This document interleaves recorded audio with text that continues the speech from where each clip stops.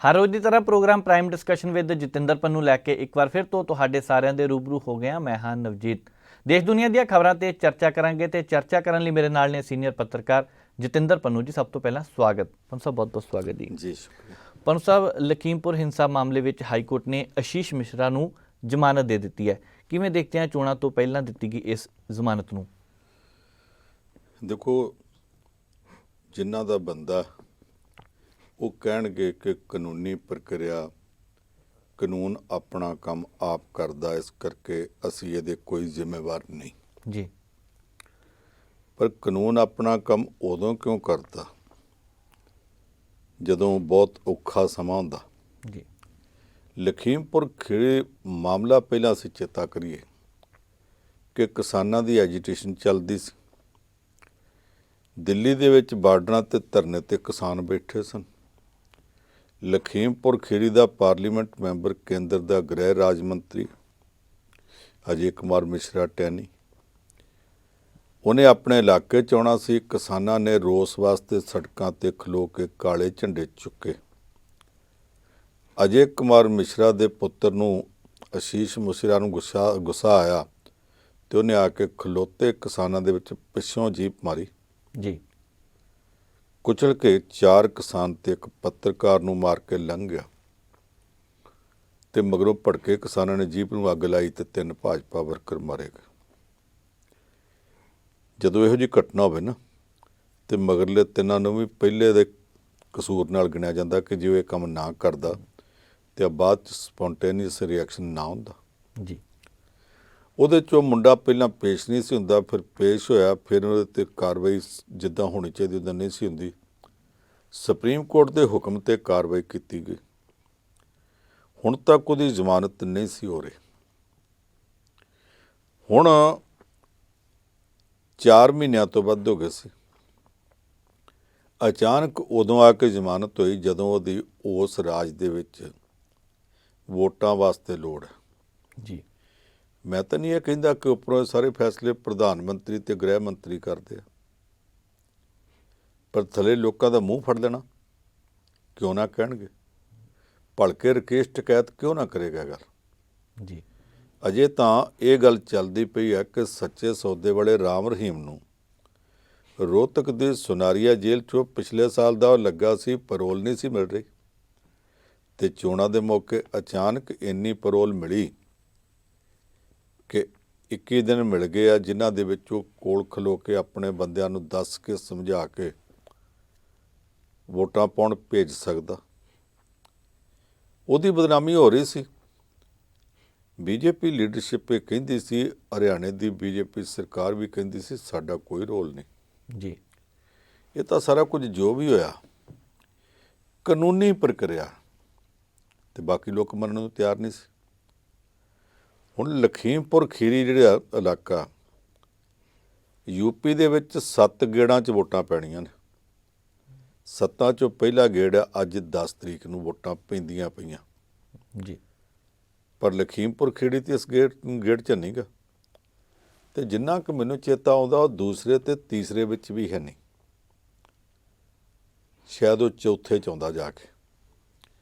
ਤੇ ਉਸ ਗੇੜ ਤੋਂ ਪਹਿਲਾਂ ਜਦੋਂ ਜ਼ਮਾਨਤ ਮਿਲ ਜਾਂਦੀ ਹੈ, ਕੋਈ ਮੰਨੇ ਜਾਂ ਨਾ ਮੰਨੇ, ਇਹਨੂੰ ਸਿਆਸਤ ਨਾਲ, ਇਹਨੂੰ ਚੋਣਾਂ ਦੀ ਲੋੜ ਨਾਲ, ਇਹਨਾਂ ਨੂੰ ਵੋਟਾਂ ਹੁੰਜਣ ਦੇ ਨਾਲ ਜੋੜ ਕੇ ਵੇਖਿਆ ਜਾਣਾ। ਇਹਦੇ ਤੋਂ ਭਾਰਤੀ ਜਨਤਾ ਪਾਰਟੀ, ਉੱਥੋਂ ਦੀ ਸਰਕਾਰ ਲੋਕਾਂ ਦੀਆਂ ਉਂਗਲਾਂ ਉੱਠਦੀਆਂ ਤੋਂ ਬਚ ਨਹੀਂ ਸਕਦੀ ਜੀ।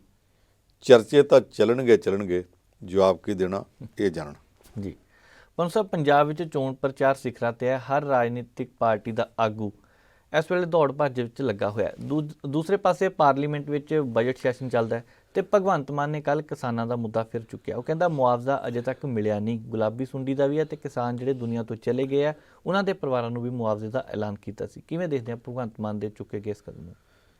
ਦੇਖੋ, ਭਗਵੰਤ ਮਾਨ ਇਸ ਵੇਲੇ ਚੜ੍ਹਤ ਵਿੱਚ। ਪਹਿਲਾਂ ਤਾਂ ਉਹਦੀ ਪਾਰਟੀ ਨੇ ਲੋਕਾਂ ਤੋਂ ਵੋਟਾਂ ਪਵਾ ਕੇ ਪੁੱਛਿਆ, ਮਤਲਬ ਟੈਲੀਫੋਨ 'ਤੇ ਮਿਸ ਕਾਲ ਦਵਾ ਕੇ, ਕਾਲ ਕਰਵਾ ਕੇ ਪੁੱਛਿਆ ਕਿ ਉਮੀਦਵਾਰ ਕਿਹੜਾ ਚਾਹੀਦਾ, ਤੇ ਲੱਖਾਂ ਲੋਕਾਂ ਨੇ ਆਖਿਆ ਇਹ ਚਾਹੀਦਾ। ਇਹਦੇ ਨੇੜੇ ਤੇੜੇ ਕੋਈ ਦੂਸਰਾ ਨਹੀਂ ਸੀ ਜੀ। ਉਹਦੇ ਤੋਂ ਬਾਅਦ ਥੱਲਿਓਂ ਰਿਪੋਰਟਾਂ ਜਿਹੜੀਆਂ ਮਿਲਦੀਆਂ ਉਹ ਰਿਪੋਰਟਾਂ ਵੀ ਬਹੁਤ ਸਾਰੇ ਥਾਵਾਂ ਤੇ ਇਹਦੇ ਪੱਖ ਵਿੱਚ ਤੇ ਇਹਦੀ ਪਾਰਟੀ ਦੇ ਪੱਖ ਵਿੱਚ ਸੁਣੀਆਂ ਜਾ ਰਹੀਆਂ।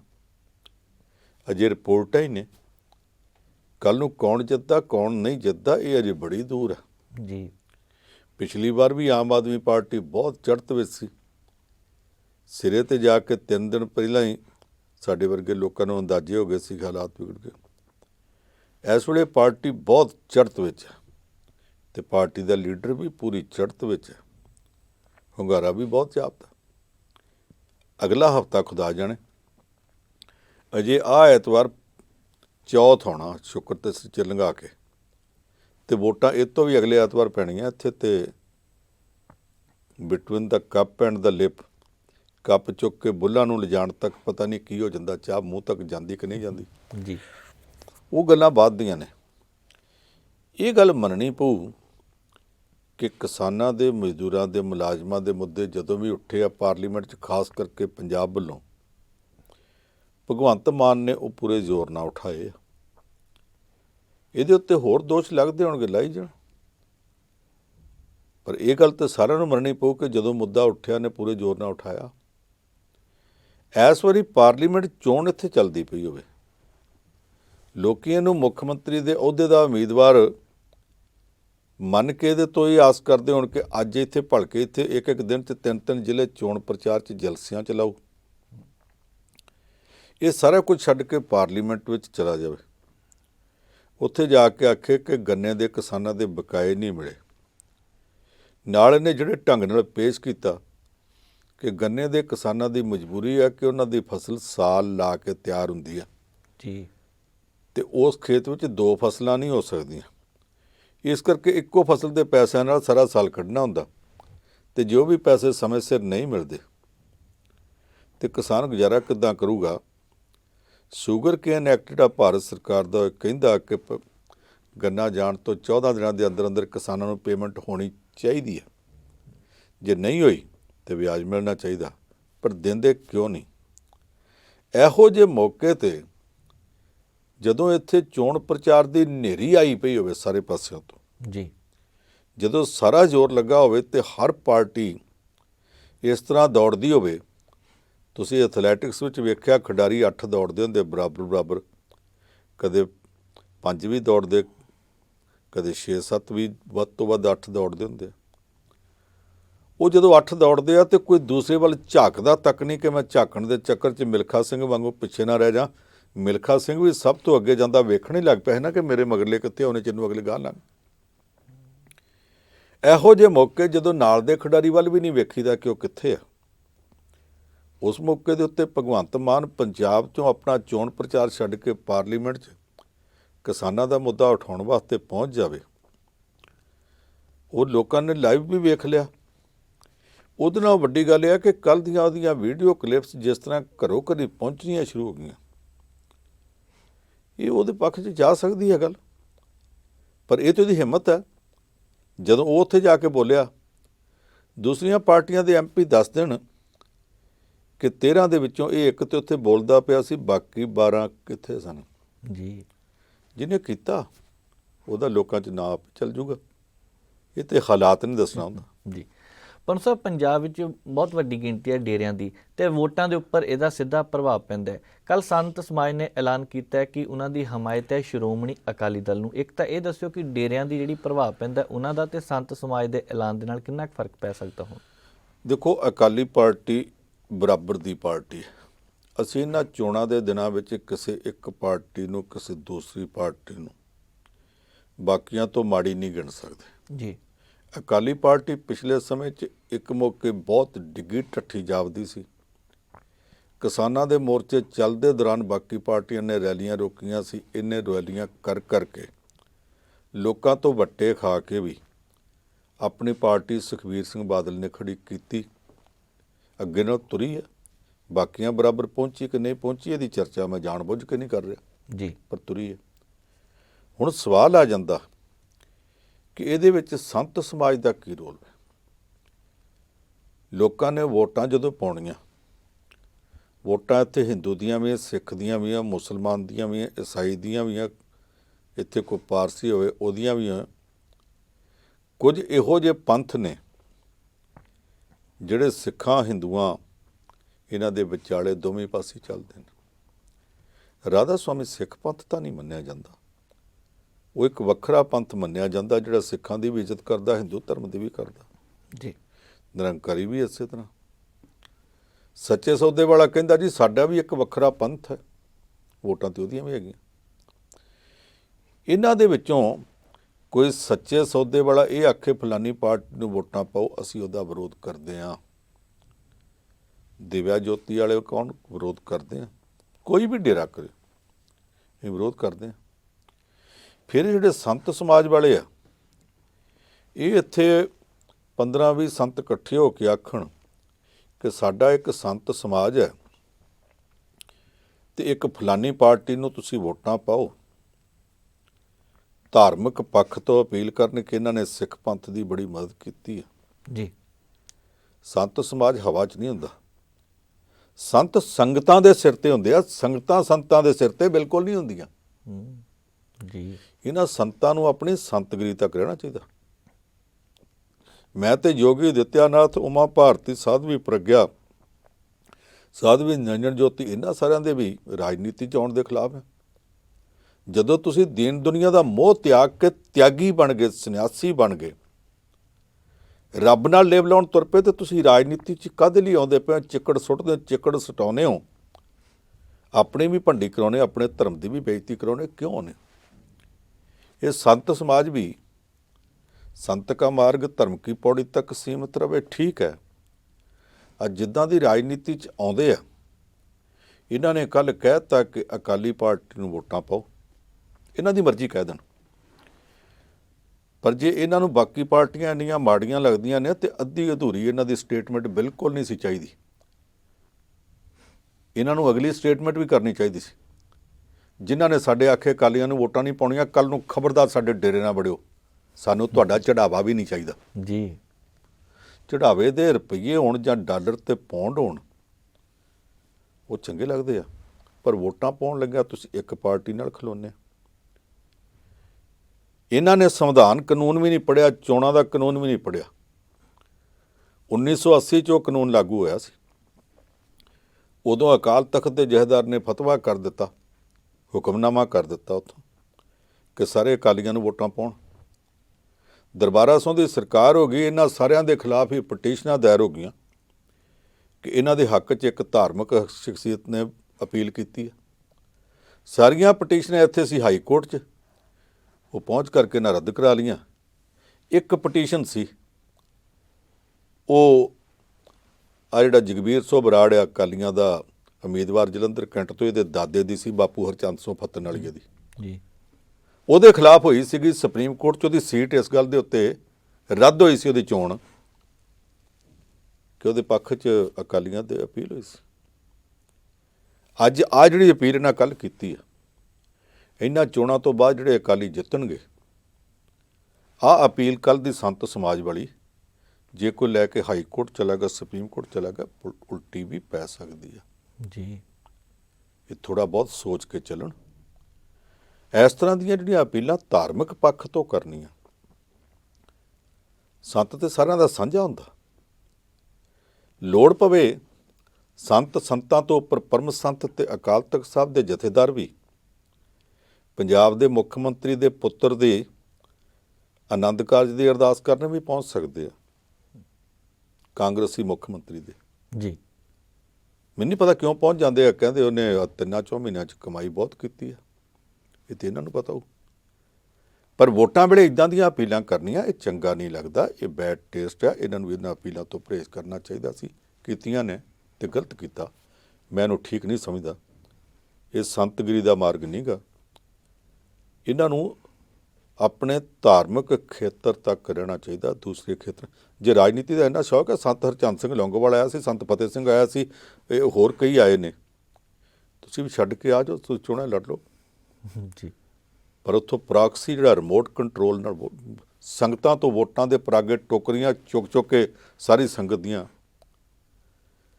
ਉਹ ਜਿਹੜਾ ਹੈਗਾ ਨਾ ਕੰਮ, ਉਹ ਜਗਸੀਰ ਜੀਦਾ ਗਾਉਂਦਾ, ਕਹਿੰਦੇ ਸੰਗਤ ਵੇਚਦੀ ਵੋਟਾਂ ਤੇ ਸੰਗਤਾਂ ਨੂੰ ਬਾਬੇ ਵੇਚ ਗਏ।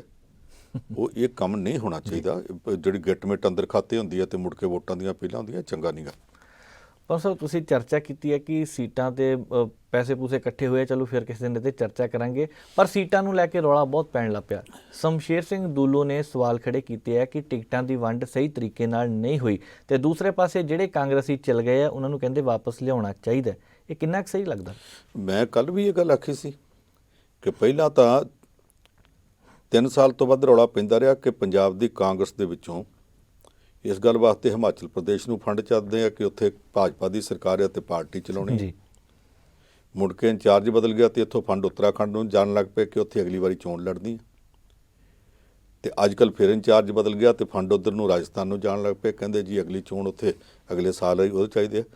ਇਹ ਪੰਜਾਬ ਦੇ ਕਾਂਗਰਸੀਆਂ ਨੇ ਆਂਢ ਗੁਆਂਢ ਤੇ ਕਿੰਨੇ ਕੁ ਸੂਬਿਆਂ ਦਾ ਗੁੱਗਾ ਪੂਜਣਾ, ਤੇ ਉਹਦੇ ਨਾਲ ਨਾਲ ਇਹ ਵੀ ਦੱਸ ਦੇਣ ਕਿ ਉੱਥੇ ਕਿੰਨਾ ਜਾਂਦਾ ਤੇ ਇੱਥੇ ਕਿੰਨਾ ਜਾਂਦਾ। ਬਦਨਾਮੀ ਤਾਂ ਇੱਥੇ ਕਿਹੜੀ ਪਾਰਟੀ ਹੈ ਜਿਹਦੇ 'ਚ ਇਹ ਬਦਨਾਮੀ ਨਹੀਂ ਕਿ ਟਿਕਟਾਂ ਵੇਚੀਆਂ ਗਈਆਂ?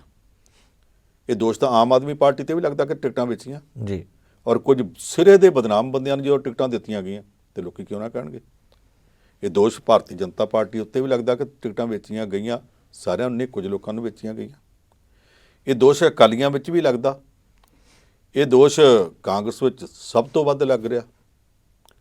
ਇਹ ਜਿਹੜਾ ਦੋਸ਼ ਲੱਗਦਾ ਪਿਆ ਉਹਦੇ ਸ਼ਮਸ਼ੇਰ ਸਿੰਘ ਦੂਲੋ ਆਖੇ ਕੋਈ ਆਖੇ, ਇਹ ਪਤਾ ਹੀ ਹੈ ਜਿਨ੍ਹਾਂ ਨੂੰ ਟਿਕਟਾਂ ਮਿਲ ਗਈਆਂ ਨੇ ਉਹ ਕਹਿੰਦੇ ਜੀ ਹਾਂ ਮੈਨੂੰ ਤਾਂ ਉੱਦਾਂ ਹੀ ਮਿਲ ਗਈ ਆ। ਜਿਹਨਾਂ ਨੂੰ ਨਹੀਂ ਮਿਲੀਆਂ ਉਹ ਸੱਤ 'ਚ ਖਲੋ ਕੇ ਕਹਿੰਦੇ ਟਿਕਟਾਂ ਵੇਚੀਆਂ ਗਈਆਂ। ਅੱਛਾ, ਇੱਥੇ 5-6 ਸੀਟਾਂ ਤੇ ਇਹੋ ਜਿਹੇ ਨੇ ਬੰਦੇ ਜਿਹੜੇ ਇੱਕ ਦੂਸਰੇ ਦੀ ਸੀਟ ਤੇ ਜਾ ਕੇ ਵਿਰੋਧ ਕਰਦੇ ਆ ਤੇ ਨਾਲ ਕਹਿੰਦੇ ਪੈਸੇ ਦੇ ਕੇ ਟਿਕਟ ਲੈ ਆ, ਪਰ ਆਪਣੀ ਸੀਟ ਤੇ ਕਹਿੰਦੇ ਮੇਰੀ ਪਾਰਟੀ ਵਰਗੀ ਪਾਰਟੀ ਕੋਈ ਨਹੀਂ, ਤੇ ਪਾਰਟੀ ਤੇ ਇੱਕੋ ਦੇ ਵਿੱਚੋਂ ਆ। ਜੇ ਤੇਰੀ ਪਾਰਟੀ ਨੇ ਤੇਰੇ ਸ਼ਰੀਕ ਨੂੰ ਪੈਸੇ ਲੈ ਕੇ ਟਿਕਟ ਵੇਚੀ ਆ ਤੇ ਤੈਨੂੰ ਮੁਫਤ ਵਿੱਚ ਸਰਵਾਰ ਨਾ ਕਰਕੇ ਦੇ ਦਿੱਤੀ ਸੀ। ਜੀ, ਜਿਹੜੀ ਪਾਰਟੀ ਦੀ ਸੈਂਟਰਲ ਲੀਡਰਸ਼ਿਪ ਨੂੰ ਜਾਂ ਸੈਂਟਰਲ ਲੀਡਰਸ਼ਿਪ ਦੇ ਦਲਾਲਾਂ ਨੂੰ ਇਹ ਆਦਤ ਪੈ ਗਈ ਹੈ ਕਿ ਸੀਟਾਂ ਵੇਚਣੀਆਂ, ਟਿਕਟਾਂ ਵੇਚਣੀਆਂ ਨੇ, ਉਹਨਾਂ ਨੇ ਜੇ ਤੇਰੇ ਸ਼ਰੀਕ ਤੋਂ ਪੈਸੇ ਲਏ ਹੋਣਗੇ ਨਾ ਤੇ ਤੈਨੂੰ ਵੀ ਮੁਫਤ ਵਿੱਚ ਨਹੀਂ ਕੁਝ ਮਿਲਿਆ, ਮਿਲਿਆ ਤੈਨੂੰ ਵੀ ਆ। ਔਰ ਇਸ ਵੇਲੇ ਪੰਜਾਬ ਦੀ ਕੋਈ ਪਾਰਟੀ ਇਹੋ ਜਿਹੀ ਨਹੀਂ। ਕੱਲ੍ਹ ਅਜੇ ਕਿਸਾਨ ਮੋਰਚਾ, ਸੰਯੁਕਤ ਸਮਾਜ ਮੋਰਚਾ ਬਣਾ ਕੇ ਲੜਦੇ ਪਿਆ, ਇਹ ਦੋਸ਼ ਤੇ ਇਹਨਾਂ ਵਿੱਚ ਵੀ ਲੱਗਦਾ ਪਿਆ। ਜਿੱਥੇ ਜਿੱਥੇ ਵੀ ਆ ਨਿਹਾਇਤ ਮਾੜਾ, ਇਹ ਹੋਣਾ ਨਹੀਂ ਚਾਹੀਦਾ ਪਰ ਹੁੰਦਾ ਪਿਆ। ਮਤਲਬ ਹੁੰਦਾ ਤਾਂ ਕੁਛ ਨਾ ਕੁਛ, ਕਿਉਂਕਿ ਪਾਰਟੀ ਨੂੰ ਫੰਡ ਵੀ ਚਾਹੀਦਾ ਨਾ ਕਿਤੇ ਨਾ ਕਿਤੇ ਪਾਸੇ ਤਾਂ। ਫੰਡ ਚਾਹੀਦਾ ਜੀ। ਪਰ ਸਾਹਿਬ ਯੂਕਰੇਨ ਦੀ ਗੱਲ ਕਰਦੇ ਆ, ਕਹਿੰਦੇ ਜੇਕਰ ਨਾਟੋ ਦੇਸ਼ਾਂ ਵਿੱਚ ਸ਼ਾਮਲ ਹੋ ਗਿਆ ਤਾਂ ਫਿਰ ਐਟਮੀ ਯੁੱਧ ਹੋ ਸਕਦਾ ਹੈ। ਇਹ ਰੂਸ ਦੇ ਰਾਸ਼ਟਰਪਤੀ ਨੇ ਜਿਹੜੀ ਇਹ ਗੱਲ ਕਹਿਤੀ ਆ, ਅਚਾਨਕ ਇਹ ਗੱਲ ਨਿਕਲੀ ਆ। ਬੜੇ ਪਹਿਲਾਂ ਇਹ ਚਰਚਾ ਚੱਲਦੀ ਨਹੀਂ ਹੁੰਦੀ ਸੀਗੀ ਕਿ ਐਟਮੀ ਯੁੱਧ ਦੀਆਂ ਗੱਲਾਂ ਖਤਮ ਹੋ ਗਈਆਂ ਸੀ। ਹਾਲਾਂਕਿ ਕਿਹਾ ਜਾਂਦਾ ਕਿ ਇਹ ਗੱਲ ਤਾਂ ਨਹੀਂ ਹੋਣਾ ਚਾਹੀਦਾ, ਕਈ ਦੇਸ਼ ਮਨਾ ਕਰਦੇ ਆ, ਪਰ ਇਸ ਫੈਸਲੇ ਨੂੰ ਕਿਵੇਂ ਦੇਖਦੇ ਆ? ਜੇ ਰੂਸ ਦੀਆਂ ਜੜ੍ਹਾਂ ਦੇ ਲਾਗੇ ਜਾ ਕੇ ਕੋਈ ਬਰੂਦ ਫਿੱਟ ਕਰੂਗਾ ਤੇ ਰੂਸ ਚੁੱਪ ਕਰੂਗਾ। ਇਹ ਨਾਟੋ ਦੇ ਸਾਰੇ ਦੇਸ਼ ਦੁਨੀਆ ਭਰ 'ਚ ਖਿਲਰੇ ਪਏ ਆ, ਔਰ ਜਿੱਥੇ ਜਿੱਥੇ ਹੈਗੇ ਆ ਇਹ ਨਾ ਆਪ ਸੁਖੀ ਵਸਦੇ, ਨਾ ਕਿਸੇ ਨੂੰ ਸੁਖੀ ਵਸਣ ਦਿੰਦੇ। ਕਦੇ ਇਰਾਕ 'ਚ ਲੜਨ ਤੁਰ ਪੈਂਦੇ ਆ, ਕਦੇ ਅਫਗਾਨਿਸਤਾਨ 'ਚ, ਉਦੋਂ ਤੋਂ ਪਹਿਲਾਂ ਵੀਅਤਨਾਮ 'ਚ ਲੜੇ, ਲਾਓਸ ਤੇ ਕੰਬੋਡੀਆ 'ਚ ਲੜੇ। ਜੀ, ਪਤਾ ਨਹੀਂ ਕਿੱਥੇ ਕਿੱਥੇ ਇਹਨਾਂ ਨੇ ਜਾਣਾ। ਹੁਣ ਇਹਨਾਂ ਨੂੰ ਯੂਕਰੇਨ ਇੱਕ ਨਵਾਂ ਅੱਡਾ ਲੱਭ ਗਿਆ। ਯੂਕਰੇਨ ਕਿਸੇ ਵਕਤ ਸੋਵੀਅਤ ਯੂਨੀਅਨ ਦਾ, ਜਦੋਂ ਉੱਥੇ ਕਮਿਊਨਿਸਟ ਰਾਜ ਸੀ, ਉਹ ਸਾਂਝੇ ਰੂਸ ਦਾ ਉਸ ਯੂਨੀਅਨ ਦਾ ਮੈਂਬਰ ਦੇਸ਼ ਸੀ। ਉੱਥੇ ਕਮਿਊਨਿਸਟਾਂ ਦਾ ਰਾਜ ਲੀਡਰਸ਼ਿਪ ਦੀਆਂ ਗਲਤੀਆਂ ਕਾਰਨ ਰੇਤ ਦੀ ਬੋਰੀ ਵਾਂਗ ਕਿਰ ਗਿਆ। ਉਹਦੇ ਕਿਰਦੇ ਸਾਰੀ ਇਹ ਜਿਹੜੇ ਦੇਸ਼ ਵੱਖੋ ਵੱਖ ਅੱਡ ਹੋਏ, ਇਹਨਾਂ ਦੇ ਉੱਤੇ ਕੁੰਡੀਆਂ ਪਾਉਣੀਆਂ ਸ਼ੁਰੂ ਕਰਤੀਆਂ ਅਮਰੀਕਾ ਨੇ ਤੇ ਉਹਦੇ ਭਾਈਵਾਲਾਂ ਨੇ। ਹੁਣ ਇਹ ਕਹਿੰਦੇ ਆ ਕਿ ਜੋ ਨਾਟੋ 'ਚ ਸ਼ਾਮਲ ਹੋਣਾ ਚਾਹੁੰਦਾ ਤੇ ਰੂਸ ਨੂੰ ਕੀ ਇਤਰਾਜ਼ ਆ। ਕਹਿੰਦਾ ਨਾਟੋ 'ਚ ਸ਼ਾਮਲ ਹੋਣ ਦਾ ਮਤਲਬ ਇਹ ਆ ਕਿ ਤੁਸੀਂ ਆਪਣੀਆਂ ਐਟਮਿਕ ਮਿਜ਼ਾਈਲਾਂ ਲਿਆ ਕੇ ਇਸ ਦੇਸ਼ ਦੇ ਵਿੱਚ ਫਿੱਟ ਕਰੋਗੇ, ਇੱਕ ਤੁਹਾਡਾ ਮੈਂਬਰ ਦੇਸ਼ ਆ। ਜੀ, ਤੁਸੀਂ ਇੱਕ ਗੱਲ ਸਮਝ ਲਓ ਕਿ ਫਿਰ ਮੇਰੀ ਇਹਦੀ ਟੱਕਰ ਹੋਈ, ਸਾਡੀ ਤੇ ਇਹਦੀ ਟੱਕਰ ਦੇ ਵਿੱਚ ਸਾਡੇ ਕੋਲ ਜੋ ਕੁਝ ਆ ਤੁਹਾਡੇ ਤੋਂ ਘੱਟ ਨਹੀਂ, ਕਈਆਂ ਮਾਮਲਿਆਂ 'ਚ ਅਸੀਂ ਤੁਹਾਡੇ ਤੋਂ ਅੱਗੇ ਵੀ ਆ। ਔਰ ਕਿਉਂਕਿ ਯੂਕਰੇਨ ਹੈ ਤੇ ਯੂਕਰੇਨ ਦੀ ਮਦਦ ਤੇ ਤੁਸੀਂ ਆਉਣਾ, ਫਿਰ ਤੁਸੀਂ ਇਹ ਨਾ ਸਮਝੋ ਕਿ ਲੜਾਈ ਇਕੱਲੇ ਯੂਕਰੇਨ ਤੱਕ ਸੀਮਤ ਰਹਿਣੀ ਹੈ। ਯੂਕਰੇਨ ਤੋਂ ਬਾਅਦ ਯੂਰਪੀਅਨ ਯੂਨੀਅਨ, ਜਿਸ 'ਚ ਬਰਤਾਨੀਆ, ਫਰਾਂਸ, ਇਟਲੀ, ਇਹ ਸਾਰੇ ਦੇਸ਼, ਪਤਾ ਨਹੀਂ ਕਿਹੜੇ ਕਿਹੜੇ ਦੇਸ਼, ਕਿੰਨੇ ਸਾਰੇ ਦੇਸ਼ ਨੇ, ਇਹ ਸਾਰੇ ਉਹ 'ਚ ਸ਼ਾਮਿਲ ਹੋ ਜਾਣਗੇ। ਫਿਰ ਉਹ ਜਿਹੜੇ ਦੱਖਣ ਦੇ ਉੱਤੇ ਧਰਤੀ 'ਤੇ ਸਥਿਤ ਨੇ ਦੇਸ਼, ਉਹ ਵੀ 'ਚ ਸ਼ਾਮਿਲ ਹੋਣਗੇ। ਕਹਿੰਦਾ ਫਿਰ ਤੁਸੀਂ ਇਹ ਨਾ ਸਮਝੋ ਕਿ ਲੜਾਈ ਇੱਥੋਂ ਤੱਕ ਸੀਮਤ ਰਹੂ। ਨਾਲ ਰੂਸ ਨੇ ਇਹ ਵੀ ਕਹਿ ਦਿੱਤਾ, ਕਹਿੰਦਾ ਇਹ ਵੀ ਸੋਚ ਲਿਓ ਕਿ ਇਹੋ ਜਿਹੀ ਲੜਾਈ 'ਚ ਜਦੋਂ ਐਟਮ ਚੱਲਣੇ ਆ ਨਾ ਤੇ ਫਿਰ ਜਿੱਤਣਾ ਕਿਸੇ ਨੇ ਨਹੀਂ। ਉਹਦਾ ਮਤਲਬ ਪਤਾ ਕੀ ਆ, ਇੱਥੇ ਬੜੇ ਮਾਹਰ ਨੇ ਜਿਹੜੇ ਕਹਿੰਦੇ ਜੀ ਐਟਮੀ ਲੜਾਈ ਹੋਈ, ਦੁਨੀਆ 'ਤੇ ਇੰਨੇ ਐਟਮ ਬੰਬ ਬਣ ਗਏ ਨੇ, ਇਹ ਧਰਤੀ 500 ਵਾਰ ਤਬਾਹ ਹੋ ਸਕਦੀ ਹੈ। ਜਿਹੜਾ ਬੰਦਾ ਆਹ ਗੱਲ ਕਹਿੰਦਾ ਉਹ ਸਿਰੇ ਦਾ ਬੇਵਕੂਫ ਆ। ਜਦੋਂ ਇੱਕ ਵਾਰ ਤਬਾਹ ਹੋ ਗਈ ਤੇ ਬਾਕੀ 499 ਵਾਰ ਤਬਾਹ ਹੋਣ ਵਾਸਤੇ ਬਣੂਗੀ ਦੁਬਾਰਾ? ਬਣਨੀ ਨਹੀਂ। ਔਰ ਜਦੋਂ ਆਮੋ ਸਾਹਮਣੇ ਮਿਜ਼ਾਈਲਾਂ ਫਿੱਟ ਕੀਤੀਆਂ ਹੋਈਆਂ ਤੇ ਐਟਮੀ ਮਿਜ਼ਾਈਲਾਂ ਹੋਈਆਂ, ਗਲਤੀ ਨਾਲ ਵੀ ਜੰਗ ਲੱਗ ਸਕਦੀ ਆ, ਐਕਸੀਡੈਂਟਲ ਫਾਇਰ ਵਾਰ ਵੀ ਹੋ ਸਕਦੀ ਆ। ਜੰਗਾਂ ਦੇ ਵਿੱਚ ਰਾਤ ਨੂੰ ਆਮ ਤੌਰ 'ਤੇ ਫੌਜਾਂ ਅੱਗੇ ਨਹੀਂ ਵੱਧਦੀਆਂ ਕਿ ਪਤਾ ਨਹੀਂ ਲੱਗਦਾ ਕੌਣ ਕਿੱਥੇ, ਆਪਣਾ ਕਿਹੜਾ ਪਰਾਇਆ ਕਿਹੜਾ। ਫਿਰ ਨੀਵੀਂ ਪਾ ਕੇ ਤੇ ਘੋੜੇ ਦੱਬ ਕੇ ਮਸ਼ੀਨ ਗੰਨਾਂ ਇੱਕ ਦੂਜੇ ਵੱਲ ਚਲਾਈ ਆਉਂਦੇ ਆ ਵੀ ਕੋਈ ਅੱਗੋਂ ਨਾ ਤੁਰਿਆ ਆਉਂਦਾ ਹੋਵੇ। ਜਦੋਂ ਉਹ ਸ਼ਾਂਤ ਹੋ ਜਾਂਦੇ ਆ ਤੇ ਆਮ ਤੌਰ 'ਤੇ ਮੋਰਚਿਆਂ ਦੇ ਵਿੱਚ ਜਵਾਨਾਂ ਨੇ ਇੱਕ ਦੂਸਰੇ ਦੇ ਪੈਰਾਂ ਨੂੰ ਰੱਸੀ ਨਾਲ ਬੱਧਾ ਹੁੰਦਾ ਕਿ ਮੈਂ ਲੱਤ ਲਾਉਂਗਾ ਤੇ ਤੈਨੂੰ ਪਤਾ ਲੱਗ ਜੂ ਜੀ। ਉਹ ਮਾੜੀ ਜਿਹੀ ਝੋਕ ਆਉਂਦੀ, ਝੋਕ 'ਚ ਇੱਕ ਦਾ ਪੈਰ ਹਿੱਲ ਜਾਵੇ ਤੇ ਦੂਜੇ ਦਾ ਨਾਲ ਹਿੱਲ ਜਾਂਦਾ ਤੇ ਉਹ ਸਮਝਦਾ ਕਿ ਪੈਰ ਹਮਲਾ ਹੋ ਗਿਆ। ਰਾਤ ਨੂੰ ਤੇਰੇ ਅਗਲੇ ਵੀ ਕਰਨਾ ਪਏ, ਸਾਰੀ ਰਾਤ ਗੋਲੀਆਂ ਚੱਲੀ ਜਾਂਦੀਆਂ ਹੁੰਦੀਆਂ। ਤੇ ਜੇ ਇੱਥੇ ਆਮੋ ਸਾਹਮਣੇ ਮਿਜ਼ਾਈਲਾਂ ਫਿੱਟ ਕੀਤੀਆਂ ਹੋਈਆਂ ਤੇ ਬਣੂਗਾ ਕੀ? ਜੀ। ਰੂਸ ਦੀ ਚੇਤਾਵਨੀ ਠੀਕ ਹੈ, ਜੇ ਯੂਰਪੀਅਨ ਦੇਸ਼ ਅਕਲ ਕਰ ਜਾਣ ਤੇ ਦੁਨੀਆ ਬਚ ਜਾਊ, ਨਹੀਂ ਤੇ ਰੂਸ ਦੀ ਚੇਤਾਵਨੀ ਇਹ ਬਿਲਕੁਲ ਠੀਕ ਆ ਕਿ ਫਿਰ ਜਿੱਤਣਾ ਕਿਸੇ ਨੇ ਨਹੀਂ ਤੇ ਸਾਰਾ ਕੁਝ। ਨਾਗਾਸਾਕੀ, ਹੀਰੋਸ਼ੀਮਾ ਵਰਗੇ ਹਾਲਾਤ ਫਿਰ ਉਹ ਤਾਂ ਕੁਝ ਵੀ ਨਹੀਂ, ਉਹਦੇ 2 ਸ਼ਹਿਰ ਸੀ, ਫਿਰ ਪਤਾ ਨਹੀਂ ਕੀ ਹੋਏਗਾ। ਪੰਜ ਸਾਹਿਬ ਬਹੁਤ ਬਹੁਤ ਧੰਨਵਾਦ, ਤੁਸੀਂ ਖਬਰਾਂ ਤੇ ਚਰਚਾ ਕੀਤੀ ਹੈ। ਜੀ ਸੋ ਅੱਜ ਦੇ ਇਸ ਪ੍ਰੋਗਰਾਮ ਨੂੰ ਇੱਥੇ ਸਮਾਪਤ ਕਰਨ ਦਾ ਵੇਲਾ ਆ ਗਿਆ। ਮੈਨੂੰ ਨਵਜੀਤ ਨੂੰ ਦਿਓ ਇਜਾਜ਼ਤ। ਦੇਖਦੇ ਰਹੋ ਪ੍ਰਾਈਮ ਏਸ਼ੀਆ ਟੀਵੀ, ਤੁਹਾਡਾ ਆਪਣਾ, ਤੁਹਾਡੇ ਲਈ।